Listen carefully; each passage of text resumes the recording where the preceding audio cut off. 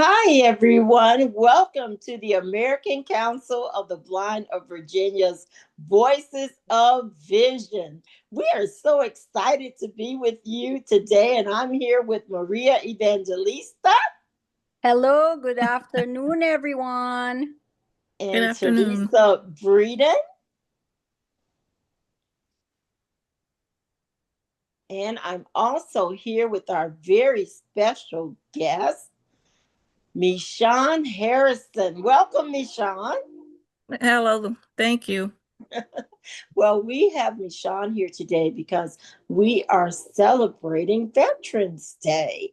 And Michaun, we would just like to extend to you a thank you for your service and your dedication to um, keeping us all safe here in America. And we are so happy to get your perspective today as a blind and low vision veteran. So, we're going to begin our show starting out asking you, Michaun, to just give us a little background on yourself, about your life experience, and sharing a little bit of your military service history. Okay, thank you. First, I want to say thank you for having me. It's a pleasure, and I feel grateful to be here. I started out with my military career. I was in ROTC in college, and I have a identical twin sister, and we were going through the ROTC program together, but they inadvertently lost my paperwork because they mixed us up, so they threw my files away. So I never got to go to airborne school, and I never got to follow my sister's footsteps. And since we were so close, after staying out a while, after she was in, I just went ahead and decided to enlist. So I enlisted into the military and I was in the Army. I served for almost 14 years before my eye condition caused me to have to get out.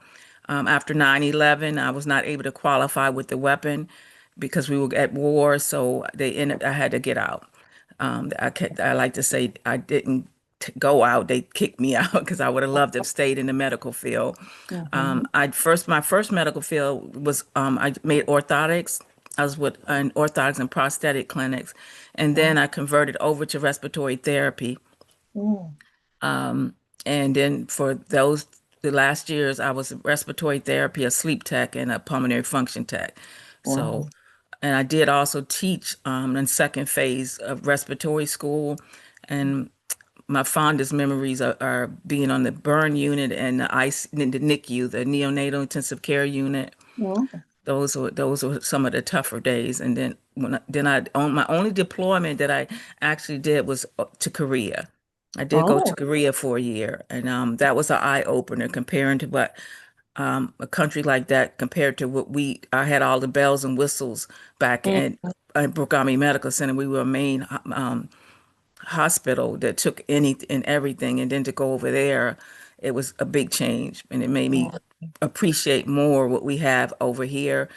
But it Mm-hmm. also made me see how our lifestyle is different. They really are family oriented and take care of Mm-hmm. each other and respect their parents and stuff. Mm-hmm. And the stuff that we throw away, they didn't take for granted. They used it, and so I Mm-hmm. got to see a lot of that. And that's my first time. I also learned how to ski over in Korea, Oh, and wow. I started playing golf over there. So, Oh, wow. Oh, oh wow. yeah, so that's how I got started with that.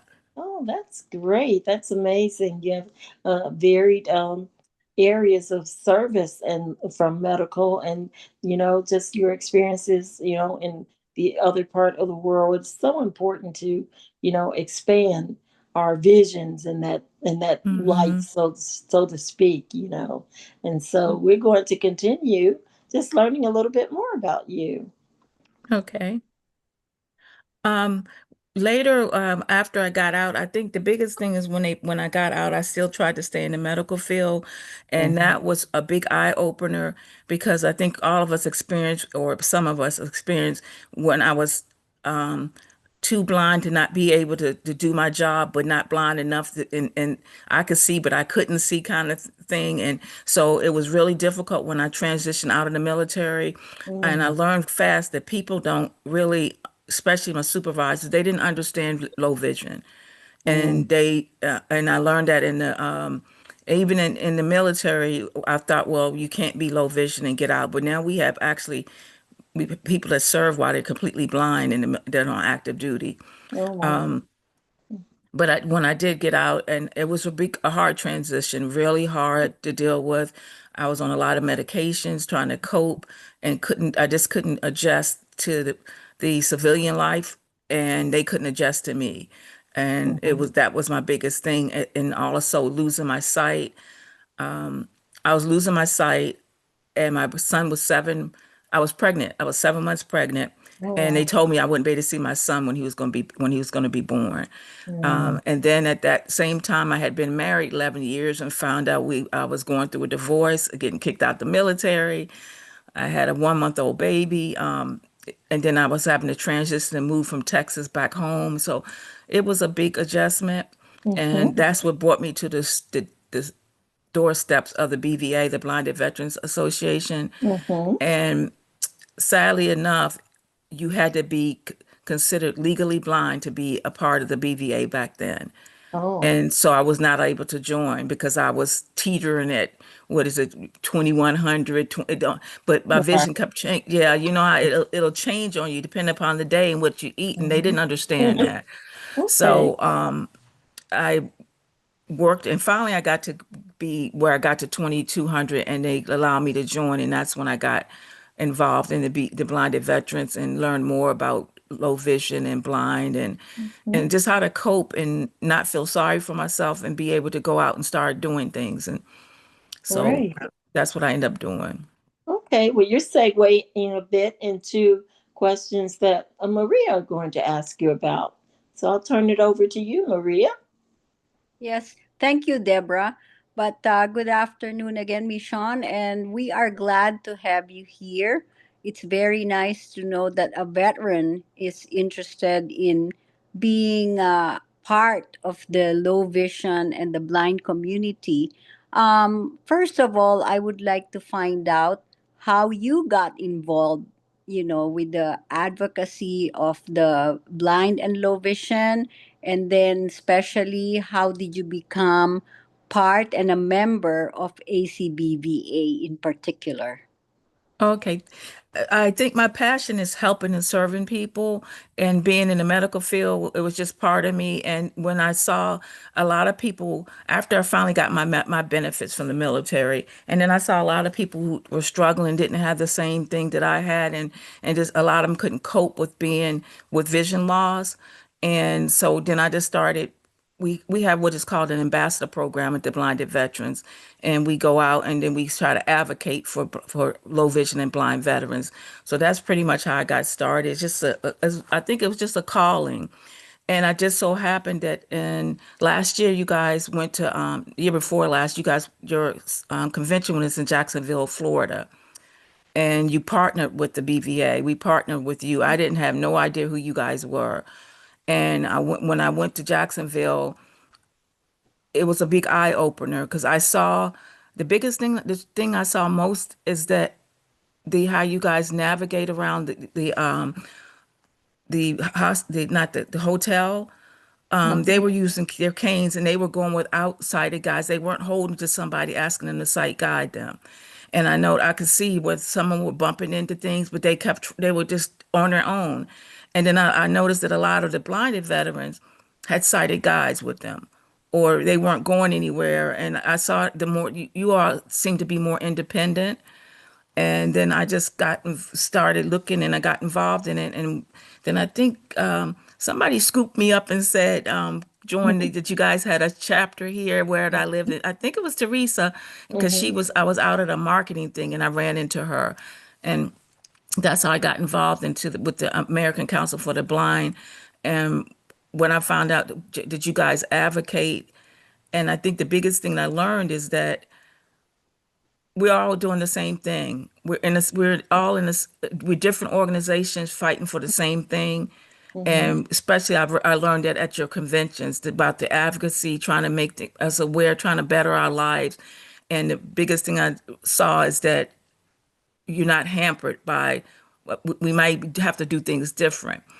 Mhm. The one thing I did want to point out is that one of the biggest things I like being with the ACB is because the majority of the ACB, either you were born blind or you, for some reason, you have a disease that caused you to become blind.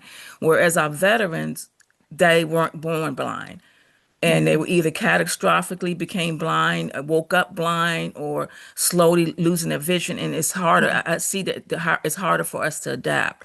I think a Mhm. lot it's harder for. I see that. Well, that's what I've noticed. It's hard for some veterans to adapt to the blindness, Mhm. and to see how you all carry yourself and the things you guys do. It just makes me want to be a part of it. And I had to throw away that stereotype that it's not just blinded veterans that I want to serve. It's the blind and low vision community. And so Mhm. that's why that kind of got me involved, because I had blinders on, no pun on word, but I Yeah. had blinders on, not realizing that it was not all about the just about blinded veterans, and Yes. that we Yes. need to We're advocate for one another regardless of our backgrounds. Yes, we're one So, big community, and hmm and we partner with each other. And you were referring to the National American Council of the Blinds convention, and then you were just recently also in Fredericksburg at the ACB of Virginia's convention. hmm We're so happy to have you involved both at the national level and the state level. That's so interesting. Thank you so much. And so now I'm going to just ask you, as we celebrate Veterans Day in our nation, how do you and your colleagues celebrate and commemorate Veterans Day? Um, Well, I'm a part of the Disabled American Veterans, and they Mhm. have it's every year they do a 5K run, walk, or ride. So you can either, whatever your disabilities are, you can ride your bike, walk. And so, oh, I'm sorry, Alexa, stop, please. Um, so I always elect to ride my tandem bike. So I'm going to be riding my bike for a 5K. We also have not the Blind Veterans Association always participates in the ceremony that's in Arlington Cemetery, where we go lay the wreath on the tomb of the unknown soldier. Mhm. So since I'm staff this time, I'll be out there helping support that. And we Yeah. have two other veterans that have never done it. And if I've looked so I'm so happy that I had the opportunity to do that. It's a Yes. honor to be able to go lay our wreath on the tomb of the unknown soldier. So I'll be doing that, and then we have a little ceremony here out in our development. But Mhm. sadly enough to say, we see a lot of our blinded veterans that don't do anything to Mhm. celebrate, to honor it, and I think they're missing the point of it. They don't. Mhm. They're missing. It's like I didn't do anything. We didn't do anything, and that's what I'm trying to change. Mhm. Mhm. Just if it's just Okay. do one thing, we got to make it to remember it. Yes. Yes. Well, whatever that gets into one of our questions. That I believe Maria is going to ask you next. You're very good at getting into the next topic. That's thank you, my friend. But as we all know, you are part of the low vision community, and definitely you said that you were out of the service and became a veteran because of your visual disability. Now, are there any points or anything that you can advise the low vision or the visually impaired people for benefiting the people with disability in vision, like activities or anything that would help them cope or have something to do that would be, uh, I would say, surpassing the difficulty of not Hmm having a perfect sight. I think most definitely I would say adaptive sports, and then even the things like we do with the fiber arts. You don't have to be some extreme sports. I love skiing and scuba diving and rappelling and kayaking and things like that.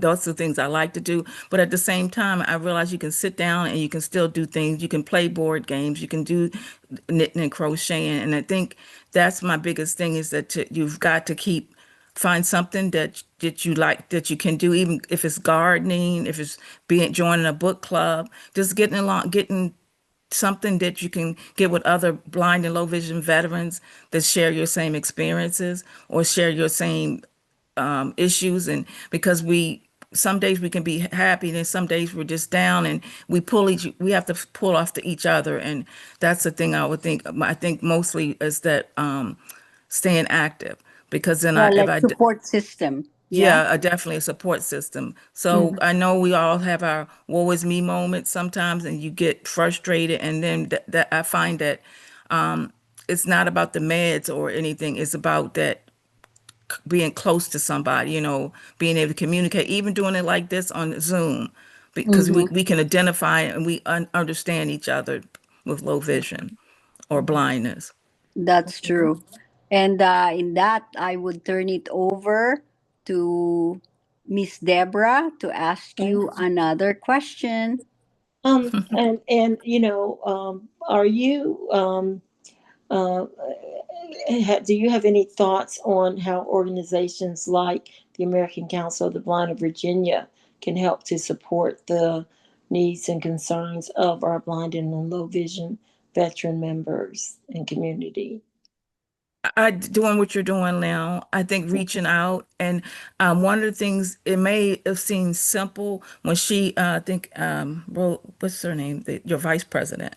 Roseanne? Roseanne. Yeah. And she asked me, invited me to come and say the pledge, Yes. and just getting out there and and being seen and being finding learning other people. And think you guys were there when I happened to mention about transportation, and then it was guy, this was Mm-hmm. like, well, the BVA is this, and he was talking. And so didn't even realize we knew he knew my supervisors and things like that. So I Mm-hmm. think just by inviting each other, and that's Mm-hmm. just like you did, Deborah. You asked about the BVA down in Richmond, the chapter, to get involved. And so I think we got to speak up for each other and Mm-hmm. advocate and invite each other. If that's we have too many isolated, groups that just it Mm-hmm. clicks, and stop. We got to stop doing that. And that's why I feel so welcomed at your group. And I'm glad got to come, and I'm glad she kept reminding me to sign up to come, because because I wasn't going to do it, and I was so happy that I got to spend that time with you guys. Oh, okay. You Well, guys we did are a wonderful persistent. We're job. persistent. Well, Yeah, that's nice that we have a getting to know each other at the yes. Yeah. convention. Mm-hmm. Yes, yes, yes. And so we want to do more of that, getting to know each other in on Zoom and in person, and Yeah. a lot of different activities as you Mm-hmm. suggested, because we're here to support each other. Well, we are so grateful and honored again to have gotten your perspective and heard from you today, Michaun. We thank you. And again, thank you for your courageous and dedicated service. So we thank you so much. You're We quite welcome. appreciate your service, Thank definitely. you. Thank you. Mhm. Now we're going to turn the show over to Teresa Breeden, who is our treasurer for ACBVA, who will share our fundraising efforts with our listeners. Hello, everyone. First, I want to say thank you for your service, Michonne. And Thank you. I just love you. You're so wonderful. And you do so much. And for everybody that's listening, she also crochets and she made these wonderful little worms, and she has handed them out to some of the veterans and things like that. And it's been a wonderful experience making those with you. Thank you. And for our fundraisers, so we still have our t-shirts with our logos on them. They're $25. Let's see, I have all sizes still available except for smalls.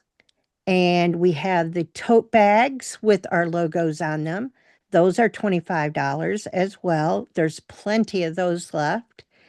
And I have two coffee mugs left with our logos on them, and they are $12 each. Now there is $5 for shipping and handling for all those products. And you can find them on our website at acbva.org/fundraising. Also in our description, there will be the links to our website and our fundraising events. And that's all I have available right now. We're considering some new ones for maybe the holiday. If not, we're going to go headstrong into the new year. All So right. that's everything. Thank All you. right. All right. Thank you, Teresa. And so Mhm. we've wrapped up another great Voices of Vision show. We ask everyone to stay tuned for our monthly shows. So we'll have another live Zoom cast in December, and that will be available to watch as all of our shows are on our YouTube channel. So we again thank Michaun Harrison for coming, and Maria Evangelista. Thank you. And we would love to have you in the show. And please like and share. That's right. And Teresa Okay. Breeden. And so we wish you all a happy and wonderful Thanksgiving. And as Yes. we always end, use your voice to share your vision. Bye for Mhm. now. Bye. Thank Thank you. Bye. you. Bye Bye. Bye. bye. Bye.